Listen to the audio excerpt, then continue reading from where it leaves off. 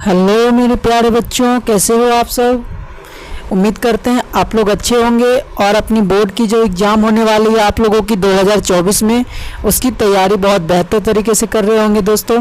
तो आज हम आप लोगों के लिए बहुत ही वायरल प्रश्न को लेकर के आए हैं। ये सभी वैसे प्रश्न हैं दोस्तों जो आपके बोर्ड एग्जाम में आपके क्वेश्चन पेपर में नज़र आने वाले हैं दोस्तों। जो दोस्तों आज का क्वेश्चन है, ये सभी वायरल क्वेश्चन है दोस्तों। तो आज का क्लास बहुत ही ज़्यादा इंपॉर्टेंट होने वाला है दोस्तों। एक भी क्वेश्चन ऐसा नहीं है जो आपके बोर्ड एग्जाम में नहीं पूछे जाएंगे। तो आप लोग पूरा वीडियो जरूर देखें और पूरा क्लास जरूर अटेंड करें दोस्तों। तो आज का जो हमारा सेशन होने वाला है दोस्तों, मैट्रिक का परीक्षा जो 2024 में होने वाला है, उसका जो फिजिक्स चैप्टर है उसका जो लघु उत्तरीय प्रश्न है दोस्तों, ये 2 नंबर का एक प्रश्न पूछा जाता है दोस्तों। तो ये सभी वायरल प्रश्न लेकर के हम आपके बीच आए हैं। तो चलिए हम लोग वीडियो को स्टार्ट करते हैं। आज का पहला क्वेश्चन हम लोग देखते हैं दोस्तों और पूरा डिटेल में समझते हैं और अच्छे से, और इस सभी क्वेश्चन को याद कर लेते हैं यहीं पे, और आप अपने बोर्ड एग्जाम में लिख करके आप अपना अच्छा खासा मार्क गेन कर सकते हैं दोस्तों। आप अपना जो 450 प्लस का जो स्कोर है उसको कंप्लीट करेंगे दोस्तों। इसी तरह का दोस्तों जितना भी सब्जेक्टिव है जो आपके बोर्ड एग्जाम में आएंगे वो सभी सब्जेक्टिव हम लेकर के आने वाले हैं और आपकी तैयारी को बूस्टर लेवल पे, पीक लेवल पर लेकर हम जाने वाले हैं। ठीक है दोस्तों, तो चलिए हम लोग क्लास को स्टार्ट करते हैं और पहला क्वेश्चन देखते हैं। ठीक है, आज का जो हमारा पहला क्वेश्चन है दोस्तों, पहला क्वेश्चन हमारा कह रहा है कि उत्तल लेंस को अभिसारी लेंस क्यों कहा जाता है। देखिए, ऐसा एक भी साल नहीं रहा होगा दोस्तों कि ये क्वेश्चन नहीं पूछा गया है कि उत्तल लेंस को अभिसारी लेंस क्यों कहा जाता है। ये वायरल क्वेश्चन बोल रहे दोस्तों, वायरल क्वेश्चन है। तो चलिए हम इसका आंसर देखते हैं कि उत्तल लेंस को अभिसारी लेंस क्यों कहा जाता है दोस्तों। तो इसका आंसर है कि जब किसी उत्तल लेंस से प्रकाश की किरण गुजरती है तो वो किरणें लेंस से गुजरने के बाद अभिसरित हो जाती है।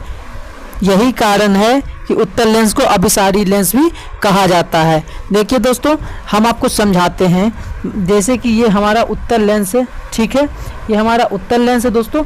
इससे जब प्रकाश की किरण गुजरती है, दोस्तों, तो वो क्या हो जाती है, अभिसरित हो जाती है, यानी एक जगह जमा हो जाती है। इस पॉइंट पे मान लीजिए जमा हो गई, तो ये हमारा क्या हो गया कि जब किसी उत्तल लेंस से प्रकाश की किरण गुजरती है, जैसे यहाँ पे प्रकाश की किरण ये उत्तल लेंस से गुजरी, उसके बाद क्या हुआ दोस्तों, ये किरणें गुजरने के बाद अभिसरित हो जाती है। अभिसरित का मतलब होता है एक जगह जमा हो जाती है। यही कारण है कि उत्तल लेंस को अभिसारी लेंस कहा जाता है। अभिसारी मतलब जिस लेंस में प्रकाश की किरणें अभिसरित हो जाती है। तो उत्तल लेंस में क्या होता है दोस्तों कि प्रकाश की किरणें गुजरती है और गुजरने के बाद क्या होती है, एक जगह पर अभिसरित हो जाती है। तो ये हमारा क्या हो गया, अभिसारी लेंस कहा गया। ठीक है, समझ में आया दोस्तों, बहुत ही सिंपल है और बहुत बार पूछा गया, इस बार भी आपके बोर्ड एग्जाम में पूछा जाएगा। तो आप लोग इस क्वेश्चन को जरूर याद कर ले। ठीक है, चलिए मेरे प्यारे बच्चों, हम लोग अगले क्वेश्चन की ओर चलते हैं। हम अपना दूसरा क्वेश्चन देखते हैं। हमारा दूसरा क्वेश्चन कह रहा है कि दृष्टि दोष क्या है, यानी दृष्टि दोष क्या है, यह कितने प्रकार का होता है। तो चलिए हम आप लोगों को दृष्टि दोष के बारे में बता देते हैं दोस्तों। जब किसी व्यक्ति को दूर स्थित या नज़दीक रखी वस्तु स्पष्ट रूप से नहीं दिखाई देने लगता है, तब नेत्र में पाए जाने वाले इस दोष को दृष्टि दोष कहते हैं। कहने का मतलब है दोस्तों कि जब आदमी को पास में रखी वस्तु या फिर दूर में रखी चीज़ें नहीं दिखाई देने लगती है, ठीक ढंग से नहीं दिखने लगती है, तो हम लोग क्या कहते हैं कि उसके नेत्र में दृष्टि दोष हो गया है। क्या हो गया दोस्तों, दृष्टि दोष हो गया है। ठीक है, और दृष्टि दोष जो है ये मुख्यतः 3 प्रकार के होते हैं। तो कौन कौन होते हैं देख लेते हैं दोस्तों। हमारा पहला होता है निकट दृष्टि दोष, दूसरा होता है दूर दृष्टि दोष और तीसरा होता है जरा दृष्टि दोष। ठीक है दोस्तों, आपके बोर्ड एग्जाम में ये पूछा जाएगा, बहुत इंपॉर्टेंट है। दृष्टि दोष क्या होते हैं, आप लोग स्क्रीनशॉट ले लें। अगर आप लोग याद करेंगे तो आप लोग के लिए बहुत ही बेनिफिट होने वाला है दोस्तों। तो जब किसी व्यक्ति को दूर स्थित या नज़दीक रखी वस्तु स्थायी स्पष्ट रूप से नहीं दिखाई देने लगता है, तब नेत्र में पाए जाने वाले इस दोष को दृष्टि दोष कहते हैं। तो दृष्टि दोष कितने प्रकार का होता है दोस्तों, तो 3 प्रकार का होता है, निकट दृष्टि दोष, दूर दृष्टि दोष और जरा दृष्टि दोष। ठीक है, चलिए अब हम लोग अगले क्वेश्चन की ओर चलते हैं दोस्तों। क्वेश्चन नंबर तीसरा हम देखते हैं। तीसरा क्वेश्चन देखिए, ये सभी वायरल क्वेश्चन है, ये पूछा गया है, बार बार पूछा जाता है कि विद्युत मोटर क्या है, इसे परिभाषित करें, यानी विद्युत मोटर को परिभाषित क्या करना है। ठीक है दोस्तों, तो विद्युत मोटर क्या है, इसे किस तरह से हम लोग परिभाषित करते हैं। तो चलिए विद्युत मोटर को समझते हैं कि वह विद्युतीय उपकरण, यानी जो ये विद्युत मोटर है एक विद्युतीय उपकरण है, ठीक है, जो क्या करता है, विद्युत ऊर्जा को यांत्रिक ऊर्जा में परिवर्तित कर देता है। ये जो विद्युतीय उपकरण है ये क्या करता है दोस्तों कि विद्युत ऊर्जा को यांत्रिक ऊर्जा में परिवर्तित कर देता है, इसे हम लोग विद्युत मोटर कहते हैं। ठीक है, चलिए विद्युत मोटर आप लोग समझ गए। हम लोग अगले क्वेश्चन की ओर चलते हैं। हमारा चौथा क्वेश्चन कह रहा है दोस्तों, चौथा क्वेश्चन क्या है कि प्रकाश के अपवर्तनांक के कितने नियम होते हैं तथा नियमों को लिखें। ये क्वेश्चन पूछा हुआ है दोस्तों आपके बोर्ड एग्जाम में, हर बार ये क्वेश्चन कहीं ना कहीं पूछा ही जाता है। तो इस क्वेश्चन का हल क्या है दोस्तों कि प्रकाश के अपवर्तनांक के कितने नियम होते हैं। तो आप लोगों को पहले ही बता चुके हैं कि प्रकाश के अपवर्तनांक के 2 नियम होते हैं दोस्तों, और ये क्वेश्चन इस बार के बोर्ड एग्जाम में पूछा जाएगा। आप लोग क्लास को पूरा देखें। तो प्रकाश के अपवर्तनांक के 2 नियम होते हैं, कौन कौन होते हैं दोस्तों। तो चलिए हम समझते हैं। पहला नियम, आपतित किरण, अपवर्तित किरण तथा आपतन बिंदु पर डाला गया लंब तीनों एक ही तल में होते हैं। ठीक है, पहला क्या नियम दोस्तों कि आपतित किरण, अपवर्तित किरण तथा आपतन बिंदु पर डाला गया लंब तीनों एक ही तल में होते हैं। ठीक है, चलिए हम लोग दूसरा नियम देखते हैं। दूसरा नियम क्या कह रहा है, आपतन कोण की जिया साइन आई तथा अपवर्तन कोण की जिया साइन आर के अनुपात एक नियतांक होता है। ठीक है, जिसे n से सूचित करते हैं। ठीक है, कहने का मतलब है दोस्तों कि n बराबर हमारे क्या होता है, साइन आई बटे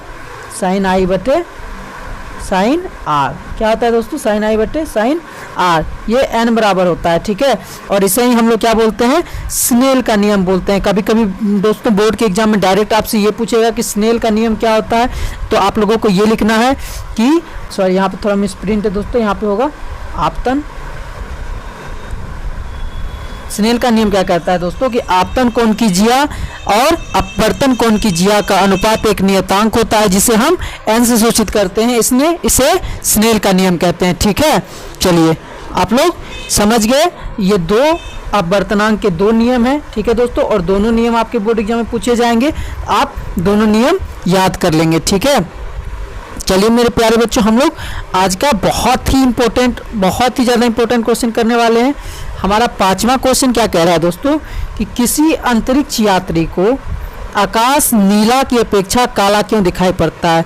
जब मान लीजिए दोस्तों कोई साइंटिस्ट है, कोई अंतरिक्ष यात्री है दोस्तों, अगर वो चांद पे जाते हैं, तो जब वो चांद पे जाके आकाश की ओर देखते हैं तो उनको आकाश काला दिखाई पड़ता है। हालांकि हम लोग धरती पर रहते हैं, हम लोग आकाश को जब देखते हैं तो हम लोगों को आकाश कैसा दिखाई पड़ता है दोस्तों, हम लोगों को आकाश नीला दिखाई पड़ता है। ठीक है, हम लोगों का आकाश कैसा दिखाई पड़ता है, तो हम लोगों को आकाश नीला दिखाई पड़ता है। ठीक है, तो क्या वजह है दोस्तों कि अंतरिक्ष यात्री को जो है अंतरिक्ष से जब आकाश को वो देखते हैं तो काला दिखाई पड़ता है। ठीक है, ये क्वेश्चन दोस्तों हर बार बोर्ड एग्जाम में आपके पूछे जाते हैं, कभी कभी तो 5 नंबर में भी ये क्वेश्चन पूछ देता है दोस्तों। तो बहुत ही महत्वपूर्ण क्वेश्चन है। तो चलिए इस क्वेश्चन को हम समझते हैं। ठीक है, अंतरिक्ष में खड़े, इसका आंसर क्या है दोस्तों, अंतरिक्ष में खड़े अंतरिक्ष यात्री को आकाश का रंग काला इसीलिए दिखाई पड़ता है क्योंकि चंद्रमा पर वायुमंडल का अभाव होने के कारण प्रकाश के प्रकीर्णन का घटना नहीं हो पाता है। हम आपको समझाते हैं दोस्तों कि अगर कोई अंतरिक्ष यात्री मान लीजिए चांद पे है, तो वो क्या होता है कि धरती पर जो है, मतलब वहाँ पे क्या है कि धरती पर जो है हमारा वायुमंडल है। ठीक है, लेकिन जब हम चांद पर जाते हैं, हम किसी ग्रह पे जाते हैं, तो वहाँ पे क्या होता है कि वायुमंडल नहीं होता है, जिसकी वजह से जो है प्रकाश का प्रकीर्णन नहीं घट पाता है। ठीक है दोस्तों, उसमें प्रकाश का प्रकीर्णन नहीं घट पाता है, जिससे प्रकाश की किरण अंतरिक्ष यात्री के नेत्र तक नहीं पहुंच पाती है। ठीक है, इससे क्या होता है दोस्तों कि प्रकाश की किरण जो है अंतरिक्ष यात्री की आंखों तक नहीं पहुंच सकती है, इसीलिए उन्हें आकाश का रंग क्या होता है, काला दिखाई पड़ता है। ठीक है, प्रकीर्णन जो होता है दोस्तों वो कम नहीं हो पाता है। ठीक है, जिसकी वजह से जो है किरण जो होता है वो अंतरिक्ष यात्री की आंख तक नहीं पहुंच पाता है। यही कारण है कि अंतरिक्ष यात्री को आकाश का रंग काला दिखाई पड़ता है। ठीक है, चलिए तो आपको आज का क्लास कैसा लगा दोस्तों? उम्मीद करते हैं आप लोगों को हमारा वीडियो पसंद आया होगा। अगर आपको हमारा वीडियो अच्छा लगे तो आप हमारे वीडियो को लाइक करें और इसी तरह का वायरल वीडियो दोस्तों हम आप लोगों के लिए लेकर आते रहेंगे। और दोस्तों आपकी तैयारी को बहुत ही अच्छे तरीके से, बेहतर तरीके से करते रहेंगे और आप लोग अपनी मेहनत जारी रखिए। मिलते हैं आपसे अगले वीडियो में अगले टॉपिक के साथ। तब तक के लिए आप लोग अपनी पढ़ाई करिए। चलिए दोस्तों, धन्यवाद।